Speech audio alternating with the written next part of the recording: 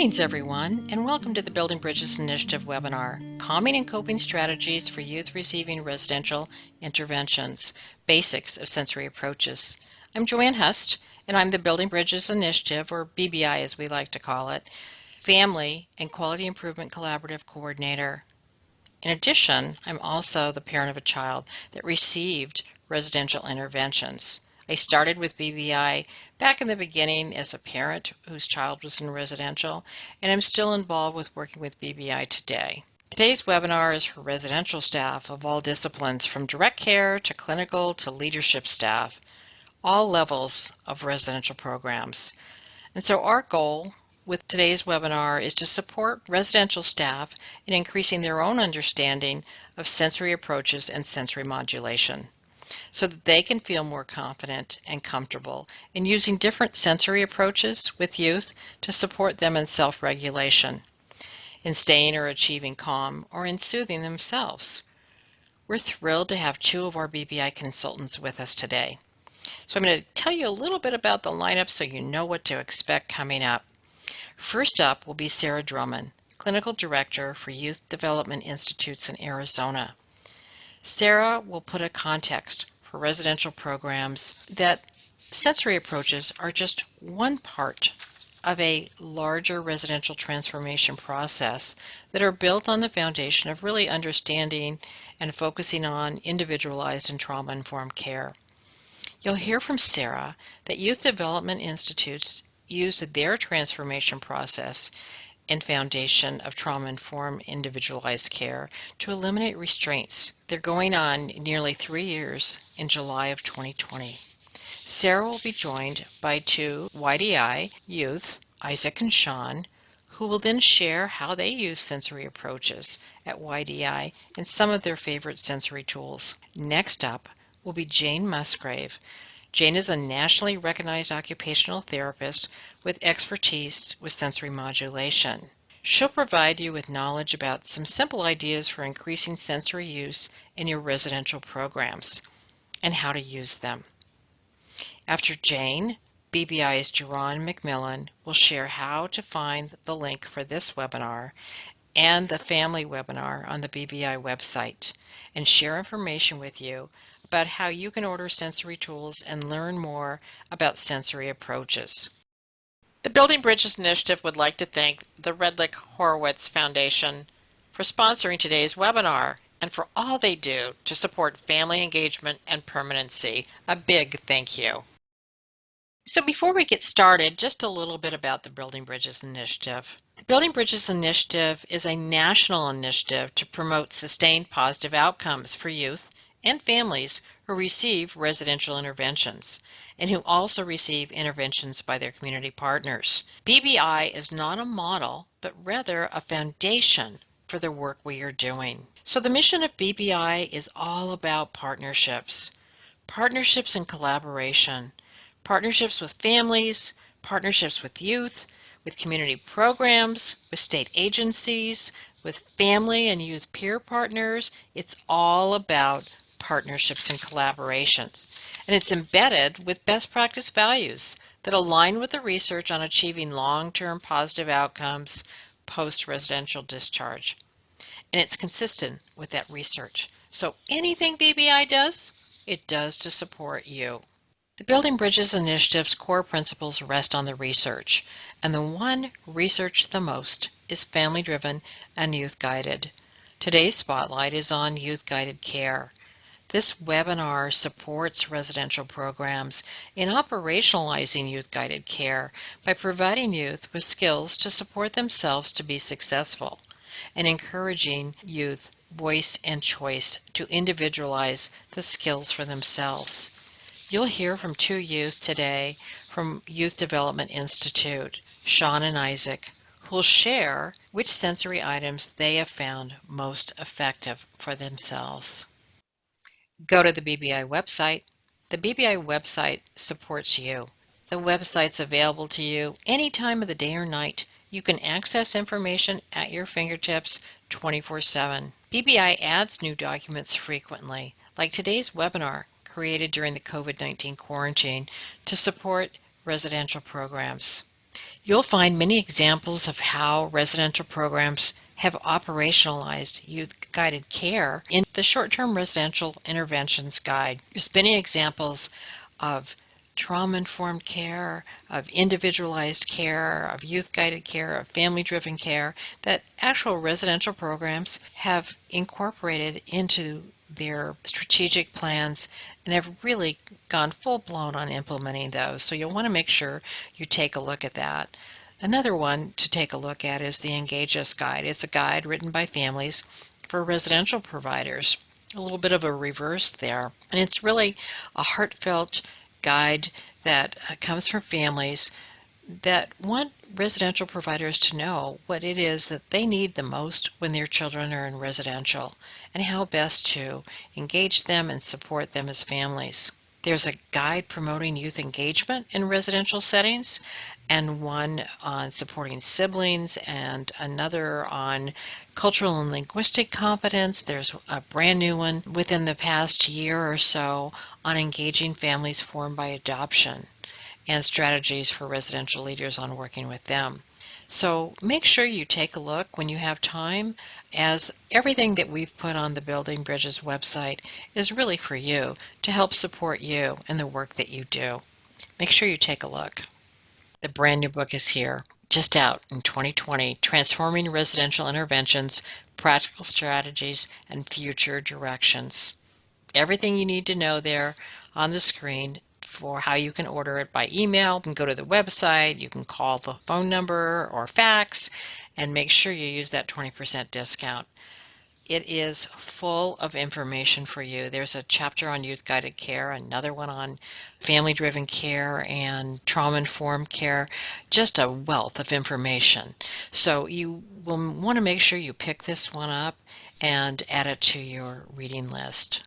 This webinar is part of a duo of webinars BBI posted on our website for the COVID-19 quarantine. The partner webinar is a sensory approaches for families with children receiving residential interventions and was made specifically for families, as today's was made specifically for residential programs.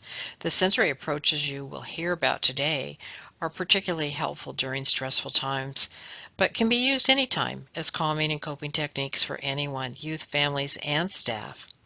I urge you to share these sensory approaches not only with youth, but also with their families.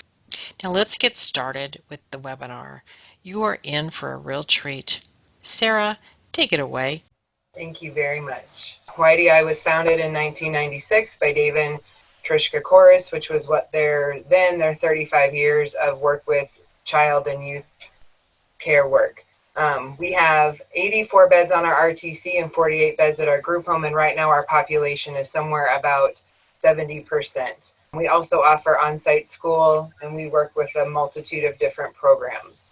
Our admission criteria is youth that are 10 to 17 years old, and they must have some type of danger to self or danger to others behaviors. We went through 3 very major transformations starting back in 2011 when our co-executive director, Dave Kokoris, went to a Building Bridges Initiative presentation where Beth Caldwell was talking about youth-guided voice. And so one of the things that we did was we took our student council and we transformed it into our student advisory board. And actually Isaac and Sean are both members on that board as well. And they help our student council change to a very meaningful functioning body that helps to govern our agency. They actually interview and hire all of the staff that work here as well as train them. The other thing that we began to do as Beth continued to consult with us is that we really worked to just change our perception from restraint reduction to restraint elimination. And then we also did our Building Bridges project, which is our outpatient program, identifying kids from admission to be able to do in-home therapy and coaching with, and then following them in the home up to 90 days or longer if needed with the in-home therapy and behavior coaching. Using the 6 core strategies, one of the things that we did was we really had to buffer up our use of sensory regulation work, not only to help the kids regulate from the trauma they were experiencing, but it became a vital tool in our ability to eliminate restraint. And as such, our Independence Day, our last restraint was July 4th. We're coming up almost on 3 years. And so that's pretty darn exciting. It gets me a little emotional every time because I was here when we had to do restraints. Sensory work really is trauma regulation work. Brain becomes dysregulated and it begins to function in the lower two levels of the brain stem, which is the reflexive part of the brain, and the fancy word is diencephalon, but that's the reactive part of the brain. And one of the things that we know from Dr. Bruce Perry and other people's work is that there's no cognitive language in those parts of the brain. So in order to get the thinking brain to kick back on, we have to calm, comfort, connect, and engage in sensory regulation work to get them to be able to come back online and to be able to help regulate themselves. So first we regulate, then we relate, and then we can begin to reason. Some of the ways that we do this are with rhythmic activities, which mimics the heart rate. As an infant, your heartbeats connect to one another, and we kind of set the tone for that. So by engaging in rhythmic work as an external regulator, we help the kids sync to us like Bluetooth and be able to calm down to our heart rate. The relational piece of the activity is really the healing piece. Relationships are primary. And so by able to engage in a relational work, it helps foster connection and foster empathy. It also the activity needs to be repetitive. When we live in the lower two levels of our brain, it takes us 500 times per relationship to learn the same piece of information in our upper two parts of the brain, where it takes us 50 times per relationship. And so that repetitive information helps to strengthen neural pathways in the brain and create new memories and new pathways about how to begin to stay regulated and to connect to others. It also needs to be rewarding. It needs to be enjoyable to the kiddo. If I find it enjoyable and our kiddo doesn't, it's not going to be beneficial for them. It needs to be relevant to their emotional age, and it needs to be respectful to their culture and their family's culture. At YDI, some of the things that we have done is we've really worked to change our environment to make it more sensory friendly. We took a lot of our timeout rooms and our seclusion rooms and we turned them into comfort rooms. We removed the beds. We put in chalkboard paint and big love sacks, things like that. We assign every kid an MP3 player upon admission, and I think our song library now has over 15,000 songs that are approved. And if the kids have songs that they're recommending, we have a staff who's willing to do the editing for the music, and they're allowed to listen to their MP3 player after school, before school, and on the sports court. We ask that they don't listen to them in school or in the cafeteria so that they can promote learning and conversation. So one of the things that we did upon admission was we started our safety plans right away and our self-safety assessment tools. And what it did is it allowed our kids to tell us right away what sensory activities they were familiar with that they used to regulate themselves, as well as open a dialogue with the sensory activities that we have at YDI that they can begin to practice and try. We also give every kid the day that they're admitted, or we try to get it to them on the day of their admission, a comfort box where we have a bunch of different sensory regulation tools, most of them hand fidgets, tangles, which were a picture in Jane's slide, marble fidgets. We have several different stress balls, things like that. We also offer kinetic sand and a variety of different puzzles. One of the things that we also did that's a little bit difficult to do right now under the current precautions is we created a Hug Me program. Like Jane had talked about with the pressure, of hugging Nigel, a human hug that lasts about 10 seconds is also very regulating and containing. With some of our emotionally younger kids, we learned that they were working to get into restraints to get that physical containment that they needed when they felt dysregulated. By creating shirts that said, "Hug me" on them, kids were able to begin to build positive connections with staff and seek out positive touch and get those hugs in a way that allowed them to foster that connection that was rhythmic, repetitive, and relational. And it actually began to decrease our restraints, and it empowered self-esteem. We also put kids on a sensory regulation program to work like dosing. So every 15 minutes out of the hour, to go one-on-one with the staff and engage in a rhythmic, repetitive, relational activity. Help to strengthen those neural pathways, just the way a medication at certain times works to help take the fire out of the brain. That's what the sensory regulation program does. And by fostering connection and relationship, it helped kids learn that they not only could contain themselves, but they could rely on somebody that they trusted to do that as well. We also encourage kids to make their rooms here as comfortable as possible. So they get to order a rug, poster, and blanket. We order them from Amazon so that they can get here hopefully within 2 days. Again, that's running a little late right now, but just so that their space is comforting and isn't institutionalized. We have added gliders to our breezeway, chairs that rock in our day rooms, and we do catch game dollars where the kids get caught doing good so that we're verbally rewarding them and physically catching them doing good that they can use to buy different sensory regulation activities as well as some other fun things in our catch game store. What I'd like to do at this point is turn it over to Isaac and Sean to talk about sensory items and activities that they like to use to help themselves regulate. Take it away, boys. So, as you guys know, my name is Isaac Q. I'm part of the Student Advisory Board. I've been part of the Student Advisory Board for quite a while now.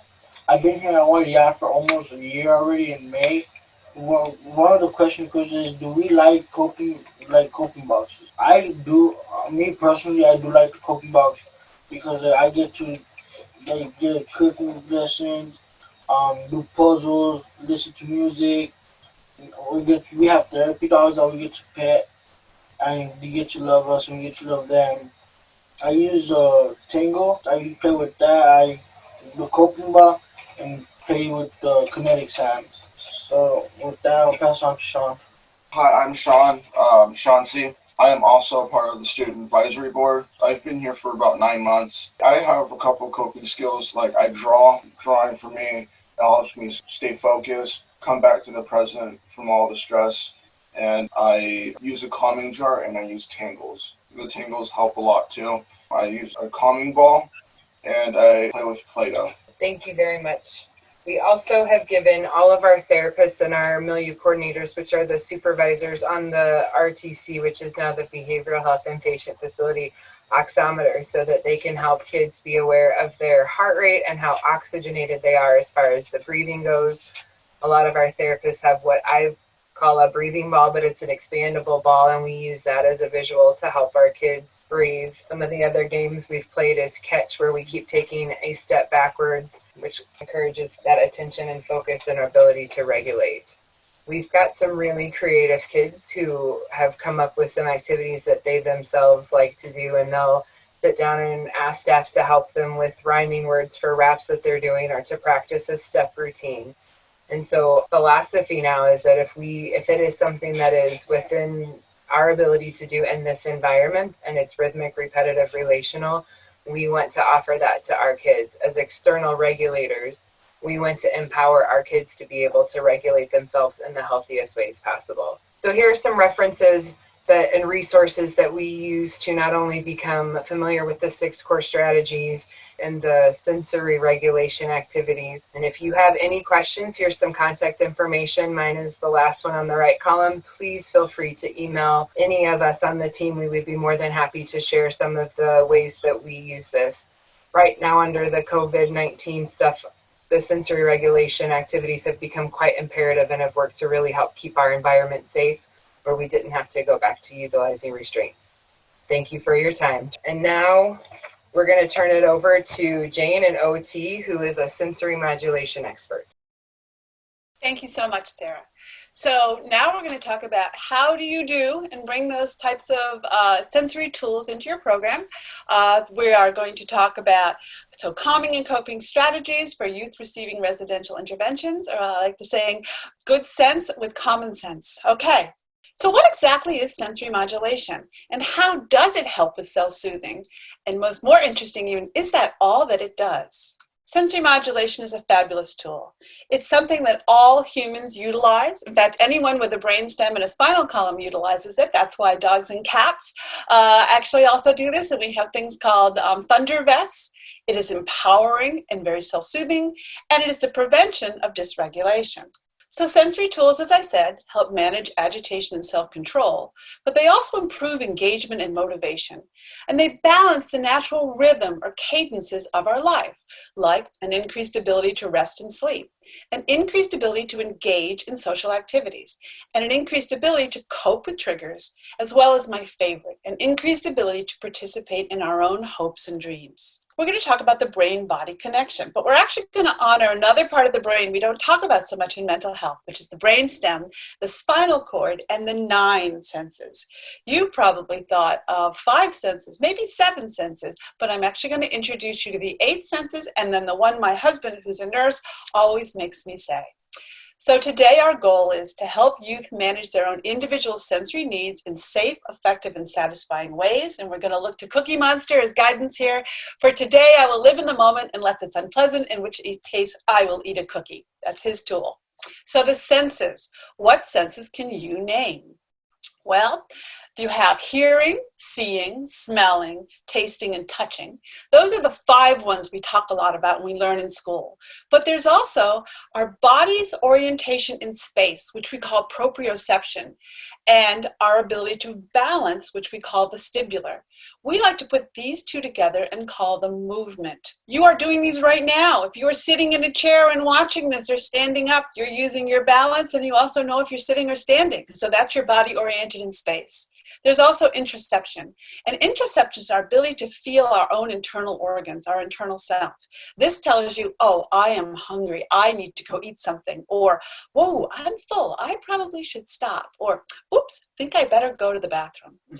The last sense that I'd like you to talk about today is the 9th sense, or common sense. So please use common sense as we go forward with all these tools in terms of if you don't like something or you're allergic to something, then certainly don't use that. There are enough tools to choose from. If you learn nothing else today, I'd like you to learn the just right balance. And that's when a person is both calm and alert.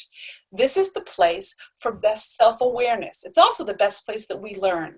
The person's going to appear content, relaxed, engaged, and attentive. We go through different arousal states in our day. We actually go from low to balanced to high. Hopefully we're not too low or we're not too high, but we need to have a lower arousal state when we're going to bed at night. And we need a higher arousal state when we're getting up and getting ready to go in the morning. And a balanced state when we need to be in that place with learning and our own self-awareness. We're going to talk about what is calming, or commonalities of calming things, which are mild and soft. They're predictable, they're slow, there's a rhythm to them, they're simple and they're familiar. You can feel relaxed and contented when engaging in calming things.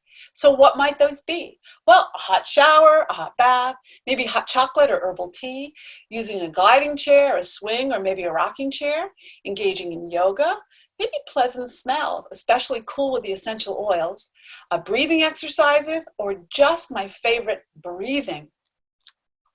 The other arousal state is alerting and grounding. It is strong and pronounced things. They're fast-paced, they're complex, they're new and different for us, and they're surprising and unpredictable. Grounding and physical activities include holding something or placing a weighted stuffed animal or pillow in your lap, maybe an arm or hand massage, doing a wall push-up, just against the wall, push-ups, body socks, walking with joint compression so you really feel it in the bottom of your feet, any kind of aerobic exercise, or a strong flavor that we put in our mouth like a fireball. Any upbeat or fast music, actually holding ice or a frozen washcloth in your hands or your face, singing loudly and dancing. So some youth, an occupational therapy evaluation can be very helpful. So if sensory issues are preventing someone from being able to meet with success in their daily life, it could be experiencing a sensory processing issue. So an OT evaluation can help with identifying if this is a challenge is faced because of sensory issues, behaviorally based, or maybe it's a combination of both. And we can come up from the eval with recommended individualized sensory tools or activities that can increase this person's daily functioning ability and the ability to self-regulate. Some examples where this could be helpful would be for youth who self-injure, or youth who struggle with self-regulation skills or struggle with grounding and focusing skills. So let's provide some sensory opportunity in terms of activity and tools. So movement with sensory activities. Just as Sarah was talking, Dr. Bruce Perry talks about when we are dysregulated, we tend to go to the bottom of this triangle, down to our brainstem. And our listening and hearing skills are at the top of the triangle in the purple area. So consequently, we actually need to engage in some kind of activity or sensory activity to get us back to that place where we can hear. And rhythm is regulating. So pattern, repetitive, rhythmic activity can elicit a sensation of safety. And just as she was talking about sort of being programmed and commuting, we reboot our brain by engaging in these kind of activities. So I highly recommend that if someone is actually working with somebody and they seem to be a little dysregulated, engage in this kind of an activity before you get to that cognitive argument. Or my favorite sentence is, never in the history of calming down has anyone calmed down by being told to calm down. So what do these kind of activities entail? They could be singing and dancing, drumming, musical activities, meditation or yoga, and walking or running or swinging or doing trampoline work or massage. Sensory tools. There are hundreds of sensory tools out there, but the most requested tool I find in my OT work is weight. So when a person hugs something with enough weight in it, their brain tells their spinal cord to fire off C fibers to our muscles.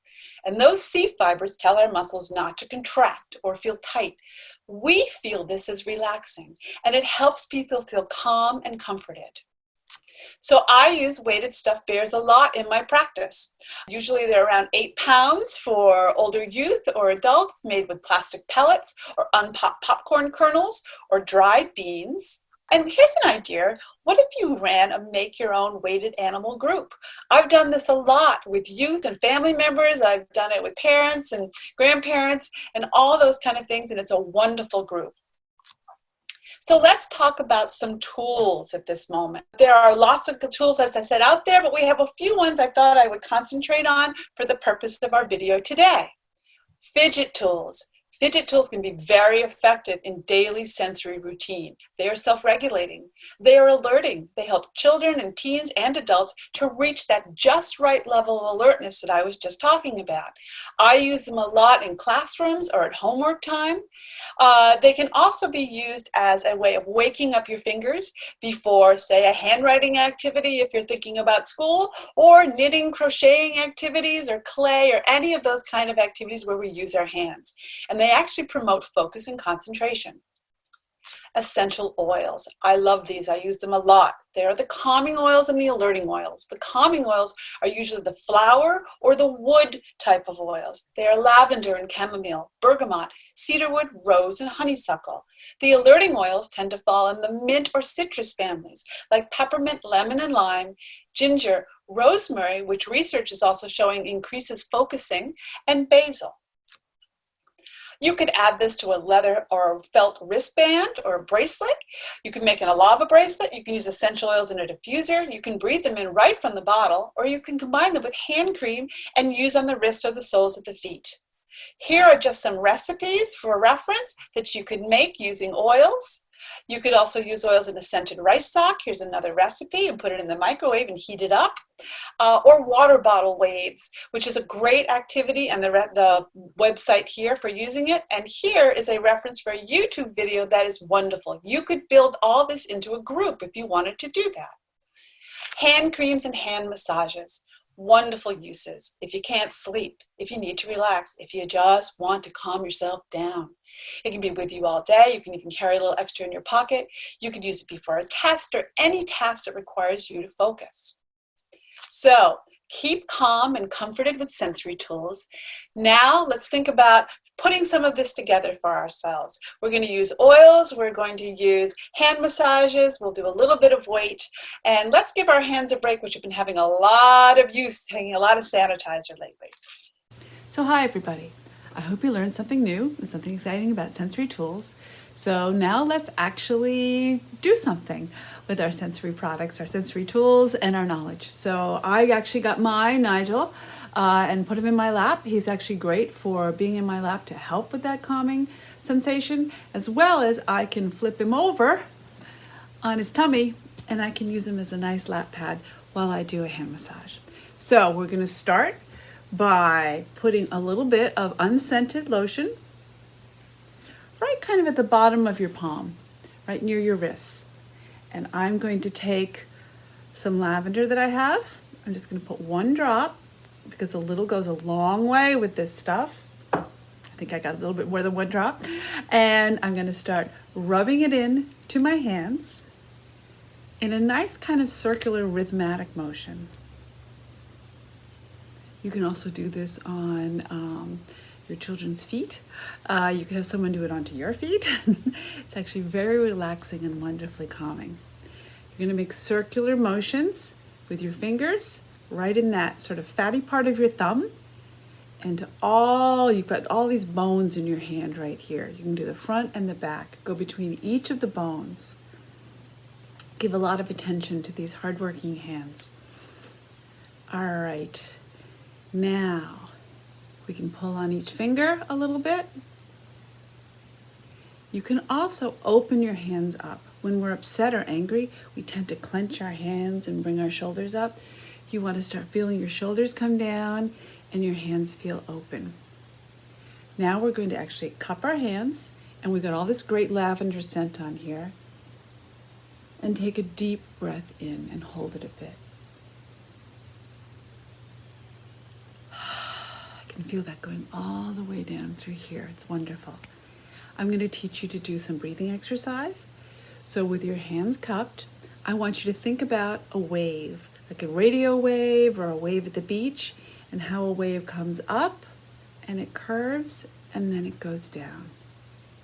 And then it comes up, curves, and then goes down. So I'd like you to inhale up to the top of the curve and then start exhaling to the bottom of the curve.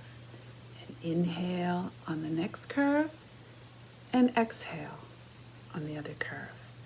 You could be holding your hands in front of your face. Your eyes can be open or they can be closed, whatever you're comfortable with. You can do this in the middle of the night if you wake up and you're having a hard time sleeping.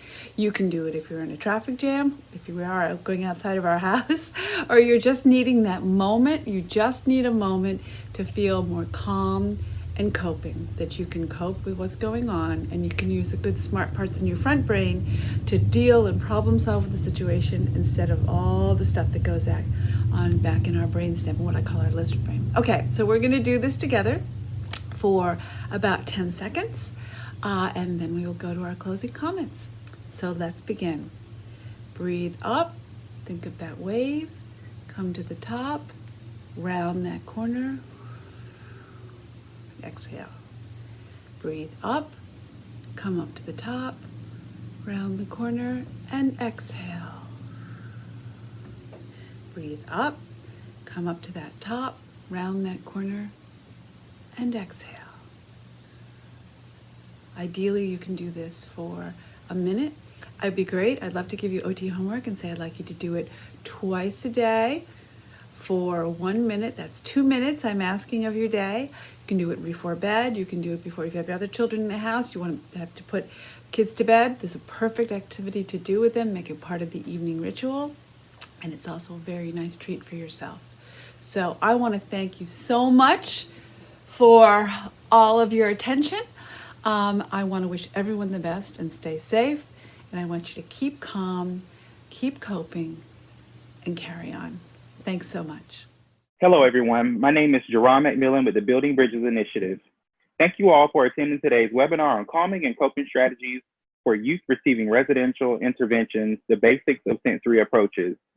I'd like to start by thanking Joanne, our Family and Quality Improvement Coordinator, for kicking off the webinar with an overview of BBI and the primary importance of family in each child's life. Thank you, Sarah, Isaac, and Sean for sharing how you all use sensory at the Youth Development Institute residential program in Arizona. It was great how YDI focused on youth-guided care as the first part of their transformation to eliminate restraint and to promote youth voice and choice and skill building. It was impressive to hear how Isaac and Sean shared their voices about what sensory tools supported them best. This entire webinar about sensory tools for residential programs is really another part of promoting youth-guided care through skill building and voice and choice. And thank you, Jane, our expert occupational therapist. She was able to provide residential staff listening today with key points for better understanding sensory modulation approaches, along with several easy-to-use sensory tools. So you all may be wondering where and how you can access the information you've heard today. Well, I'm going to show you how you'll be able to access today's webinar and the PowerPoint presentation after your viewing today. As you can see on the screen, using your internet browser, please go to www.buildingbridges4youth.org. That is buildingbridges, the number 4, youth.org. You'll then click on the resources tab located on the home page. As you're viewing the current screen, the Resources tab is outlined with a red box. Once you click there, it'll bring you to the Resources page, which you can now see on the screen. While you're on the Resources page, you'll scroll down to additional resources within the Documents and Resources tab. There, you will find listed the playback of today's Sensory webinar, and below that, you will find the Sensory PowerPoint slides as a PDF, which is available for viewing and or download. Listed there is also a previously recorded sensory modulation webinar and PDF PowerPoint slides that focuses on calming and coping strategies for family members of children receiving residential interventions. So please feel free to review that resource as well. So as with many professional presentations, we want to provide those listening with some resources and tools. Within these resources, you will be informed about infectious control considerations, making weighted stuffed animals, where to buy sensory tools, and more. So we'll start with infectious control considerations. It is very important to be aware of infectious control considerations when using weighted modalities and other sensory tools with youth receiving residential interventions. It is necessary to be able to wash each of the items between use by different use. You want to make sure when purchasing sensory items that they are machine and or hand washable and durable enough to withstand ongoing and multiple washings. As we all know, if a sensory item is given to a specific individual for individual use, then infectious control situations would differ. However, when a tool used by more than one individual, this could become an infectious control challenge. So we want to make sure that items are thoroughly cleaned to maintain a safe residential environment for the youth and others who may come in contact with the tool. In the next slide, you'll find a list of resources to support you in finding sensory tools for your residential program. Here you can find Rhode Island Novelty, and I personally have purchased squeeze balls and stress balls from them.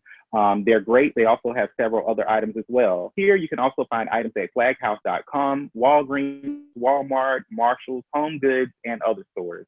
This list is to give you ideas and actual places that you can visit online or in person. Remember, this information is to support you all within the process of seeking sensory equipment within your program. It is not the end-all be-all list. We also have provided you with the names of articles and books that may support you to learn even more about sensory modulation listed on this slide. You can easily locate resources by searching for them using your preferred internet search engine. And if you'd like to learn more about today's presenters, you can find their bios listed starting here.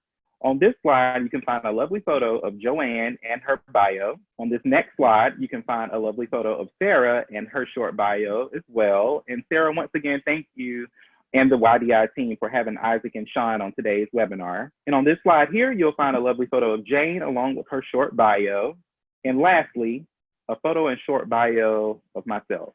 So if you'd like to learn more about sensory modulation, provide comments, feedback, and questions that may arise after this presentation, feel free to contact BBI directly.